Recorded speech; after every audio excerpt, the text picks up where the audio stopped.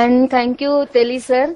I am actually his student. I have passed out from UDCT in 1999. I did my PSC Tech. So today I would be going to touch upon garment finishing. Now when we say garment finishing is not only doing finishing with the softeners like cationic softeners, silicone softeners or any non-ionic softeners. So today's era is basically a modernization world, and here in every sector of textile there is innovations are taking place, so in the field of specialty finishes as well. So in this presentation would like to highlight upon some of the specialty finishes which can be done on garments to give you to give the value addition to the garments. So what specialty finishes means is nothing but the technology plus innovation into quality which is going to give you a value addition. Suppose you are going in shop, and if everybody prefer to have or to buy a branded items. So branded items means if they put a tag on it that it is antimicrobial treated, or if they put tag on it it's a UV protective treated, then it gives a lot of value to your garments. So what these finishes are and what are the importance of these finishes? So what are the different types of these specialty finishes could be given is the antimicrobials, then anti-ozonate, which is of course in the denim part, then UV absorbers, water repellent, moisture management, wrinkle free, mosquito repellent, pigment fading, and of course this cationic, silicone, these are the normal softeners, and the biopolishing. So we would be taking one by one. Now before that, what is the requirement of these specialty finishes? So as I have explained earlier, there is a competition, value addition, fashion, trends, in the global markets, safety, hygiene, and of course the demand. Now when we say awareness, now when we say value added finishes, we keep on talking that there are antimicrobial, there are UV protective, there are water repellent. But frankly speaking, in India, I mean the majority of the people, when we go to shop to purchase anything, are we seeing the tags? Are we buying antimicrobial treated garments? Are we buying UV protective finishes? No, we are not buying. We are just keep on talking that these are the finishes available. But it has to start from ourselves, because now these finishes in European countries, or out of India, in certain buyers they require that okay, my this export consignment, the all garment should be antimicrobial treated, or it should be water repellent, or it should be fragrance finishes. Then only we go for specialty thing. Otherwise, regularly we only do normal softening. So this antimicrobial finishes. So we actually have a tie-up with AG's microbe shield program. They are having this antimicrobial finishes, Fab Shield AEM 5700. Now what is antimicrobial? First of all, why there is a need of antimicrobial finishes? So it is because of now coming to microbes. Antimicrobial means the killing of microbes.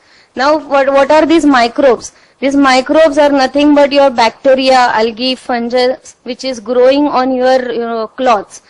Now they need some media to grow on the cloths. So what are these media? If it's a humidity, then dirt, then there's a warm temperature, moisture and receptive surfaces. On these microbes will grow. Suppose now the good example is in rainy season. You keep your clothes in cupboard and you remove after 3 to 4 months. The cloths will stink. That is due to the microbial growth on your fabric. And especially in silk saris and all, or silk dresses, if you put and if you take it from the cupboard after 2 months, they will definitely going to give you an odor.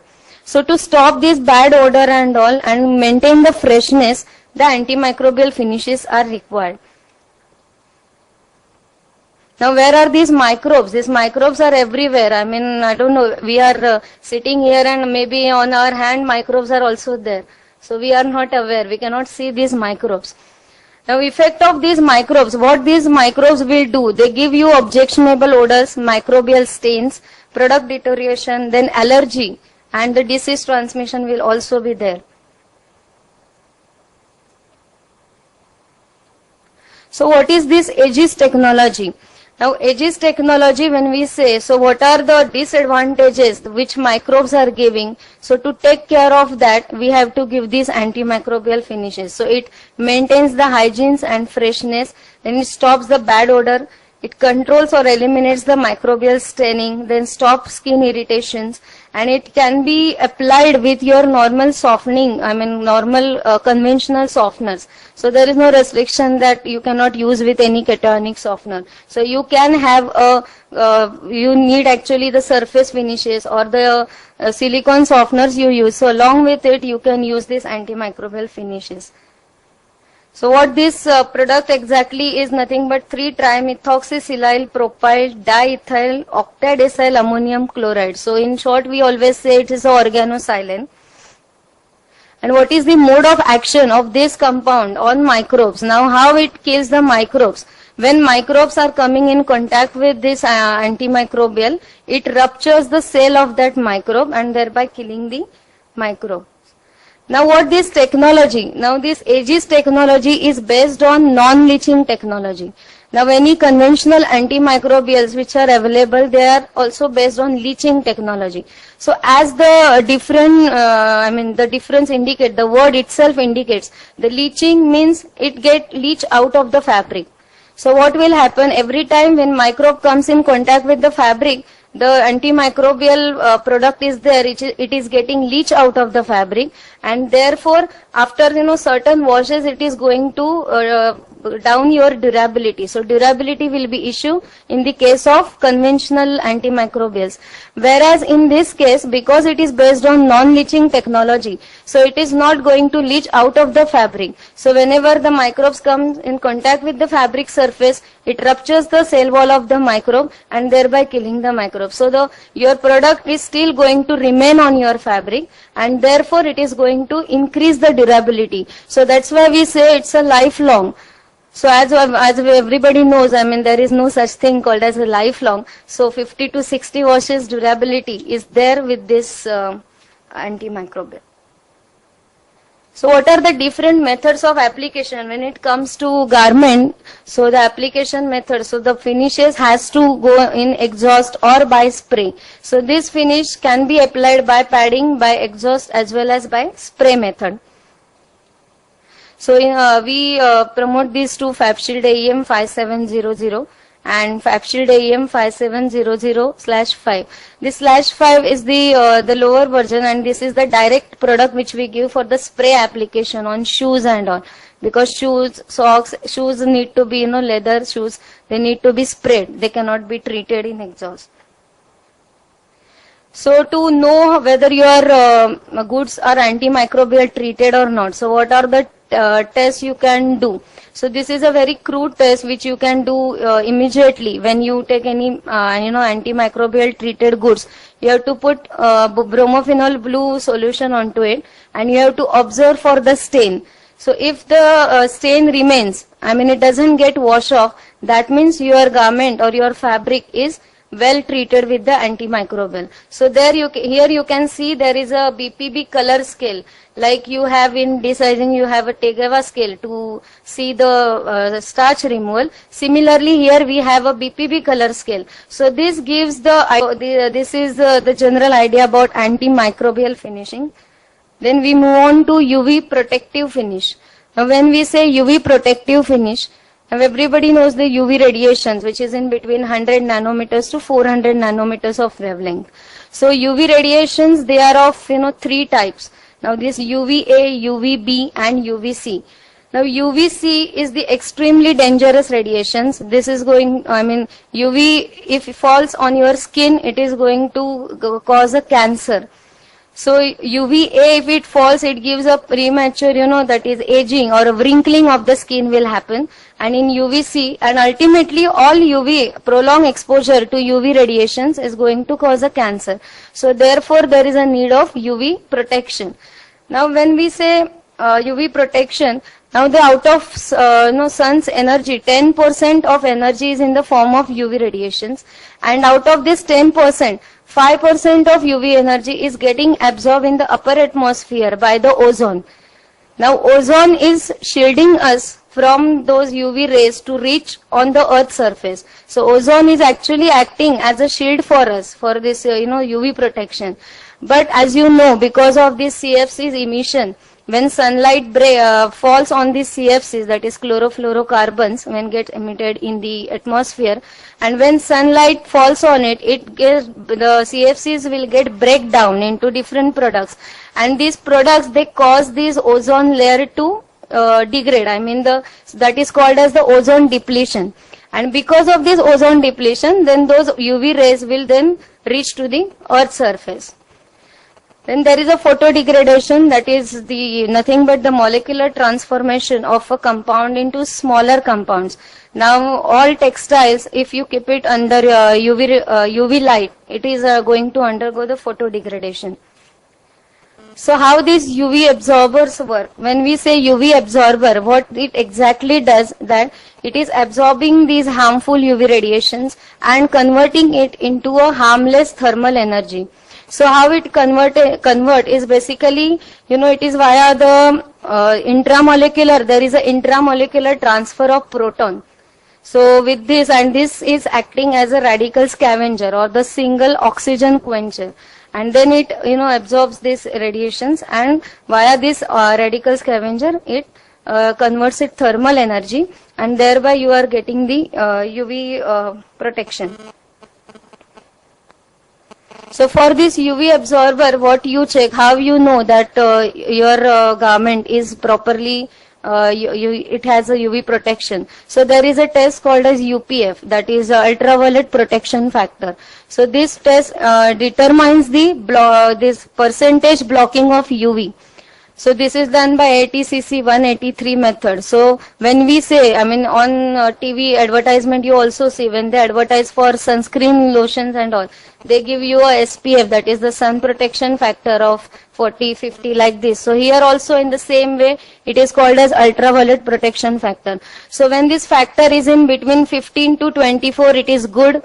When it is 24 to 40, it is very good, and above 40, it is actually excellent.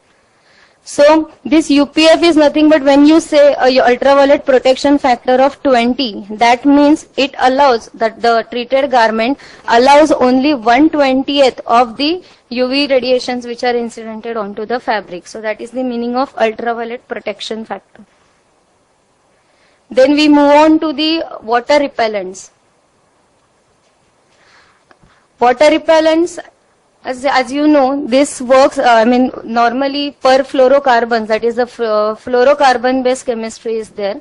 So there is a polymer backbone on which there are the longer carbon chain. So it is a C8, mainly if the carbon chain is C8, 8 to 10 is going to give you a higher water repellency, because the fluorine groups are also increased with that. So they are going to give you the higher water repellency in that case. It forms a film on the surface of the fabric, and then in the next slide maybe I can explain you. Now how it works, water repellency, what is exactly the mechanism and how you get the water repellency onto the fabric. So there is a criteria of surface free energy of the substrate. So like cotton, polyester, nylon, every substrate has its free surface energy. Say for example cotton has a surface energy of 44. And as everybody knows that water has a surface tension of 72 dynes per centimeter square. So in textile, why the scouring agents, how the scouring agents acts? Because the cotton has a surface free energy of 44. So anything which you are going to use, any liquid which you are going to use on the fabric having a lower surface tension or the lower surface tension than the surface free energy of any fabric is going to wet the fabric. Therefore, this fatty that they say scouring agents are based on fatty alcohol ethoxylates. So they have a surface tension in between 27 to 28. So if you put this onto cotton, then it is going to wet the cotton. So for water repellency, what you need is that you have to lower the surface free energy of the fabric.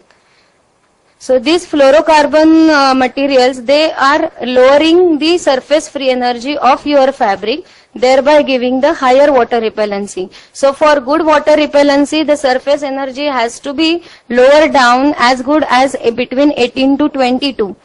And for get bit higher oil repellency, because for oil repellency the surface energy has to be brought down to between 13 dynes per centimeter square of the fabric. Then only you are going to get a good oil repellency. So in our range we give Rosapel VWR, and along with it, if we use cross-linking agents, then the durability of water repellency is going to increase. And how these water repellents are tested? They are tested by spray test. We do spray test on, and there is a rating. There are replicas that how many droplets are stick onto the fabric. Depending on that, you give a rating in between say 50 to 100. So if nothing is remain, when you pour 250 ml of water onto the fabric and it just goes down and not a single droplet is there, that means the water repellency is of 100. And accordingly you can say, I mean, if certain droplets are there, then it's 60 or 70, like that.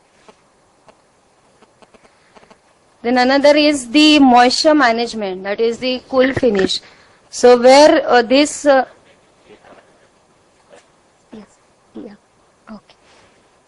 So in moisture management is nothing but the it's required mainly in athletic, I mean the sportswear, where they are going to sweat a lot. So what is the mechanism in this is that whenever you get a sweat, it has to wick into the fabric and it has to get evaporate into the atmosphere. That is the technology behind the moisture management finish.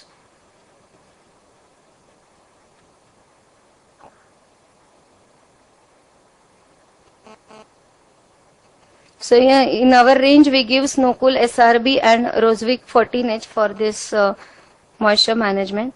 Then there are flame retardant finishes also, you have heard about it, but normally they are used by padding technique, but these products can be used in garments if you use the higher dosages of it, which actually in the next slide I will be explaining how these chemicals can be applied onto the fabric.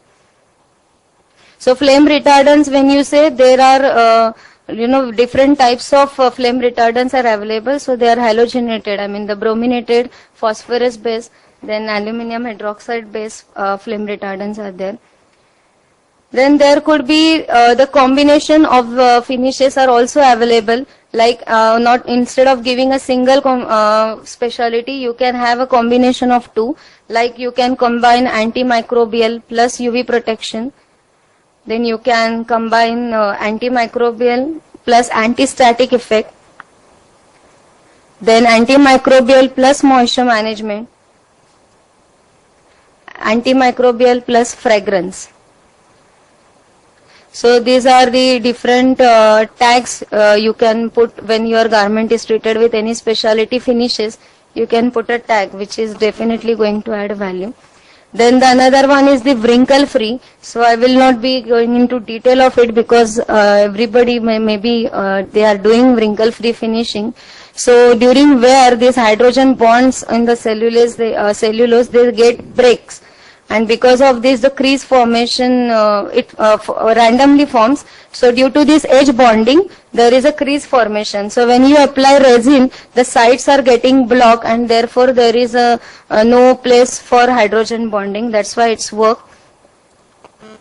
And mainly all these finishes like UV absorber, then these resins and all, they are not exhaustible. So to exhaust it onto the garment, you have to use the higher side. I mean, these chemicals, they are working on add-on principle. So you have to have a certain percentage of add-on onto the fabric. So therefore you have to calculate depending upon it. So the calculation, this formula is given over here. For example, suppose you want 7% of add-on onto the fabric. So how you will calculate that how much product you need in your bath to get that much add-on onto the garment or the fabric is like, if 7% is required, then 7 into the 1000, that is you have to convert it into grams per liter, because in garment when you do then there is a liquor ratio of 1:1 or 1:2.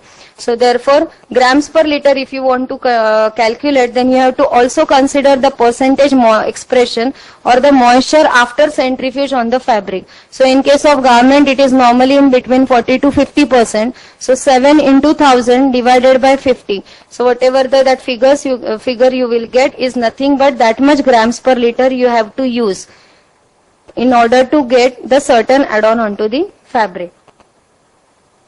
So these wrinkle-free finishes, they are for testing methods are DP rating, and most of the people, they want DP rating of 3.5.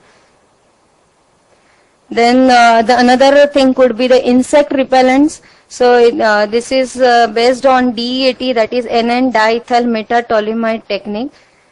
So these are now these insect repellents. Then we also have the fragrance finishes, which they work on micro encapsulation technology. So what will happen in case of fragrances? What will happen that if micro encapsules are there into a fabric, and during wear it will get burst, and then only you are going to get a fragrance, because this actual micro encapsulate, they will not carry any fragrance. Once you incorporate it in your fabric and once they get abraded, then only the fragrance will get released and you will get that fragrance. So this is on a garment. If you have a fading look, I mean many people they do pigment dyeing. So on pigment dyeing, if you want a fading effect, then you can treat it in alkaline pH with we have a chemical called Sobre 231 to get the different fading effects on pigment. Then this could be some specialty prints could be possible. And then there are the normal softeners like cationic silicones, which I think everybody knows, so we will not go into much detail of it. Then in silicones, as you know, this is the silicon backbone, and you can find there is a R group. This R is nothing but the functional group. So in silicones, whatever silicones you are having, so this R is substituted by the different functional groups like hydrogen, amino, epoxy, glycol, phenyl. So these groups then are going to give you a different characteristics like inner softness, bounciness, then their epoxy, crease resistance, etc. So it is all based on what is the functional group which you are incorporating in your backbone of this silicone. So these are the different types of silicones which are available, that is the reactive kind of and the non-reactive kind of. And then there is a finishing of catasilicone. I mean, it's a mixture of cationic and the silicone softness.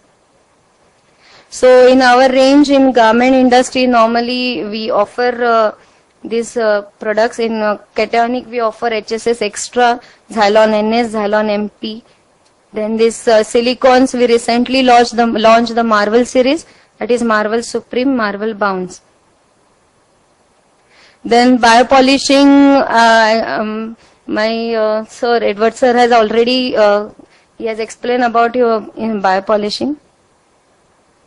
So biopolishing can be done before dyeing or after dyeing. So both of them are having merits and demerits. If you do before dyeing, then the chances of shade loss are absolutely not there. If you do after dyeing, then you have to counteract the shade change. So thank you very much for your patient hearing. Thanks a lot.